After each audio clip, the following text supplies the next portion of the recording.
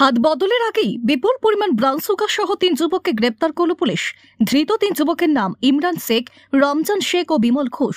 ধৃত ইমরান ও রমজান মালদার কালিয়াচকের বাসিন্দা এবং বিমলের বাড়ি নকশালবাড়িতে। জানা গিয়েছে, শনিবার গোপন সূত্রে পাওয়া খবরের ভিত্তিতে বাগডোগরা সিঙ্গিছড়া চা বাগান সংলগ্ন এশিয়ান হাইওয়ে 2 সড়কে অভিযান চালায় বাগডোগরা থানার সাদা পোশাকের পুলিশ।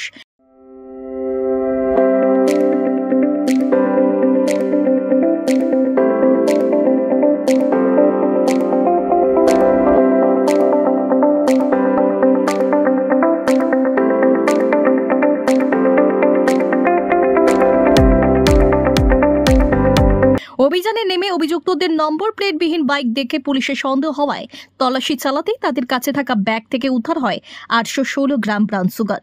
জিজ্ঞাসাবাদ করলে পুলিশ জানতে পারে বিমলের কাছে ব্রাউন সুগার পাচার করতে এসেছিল তারা।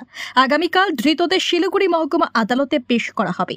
গোটা ঘটনার তদন্তে নেমেছে বাগডোগরা থানার পুলিশ।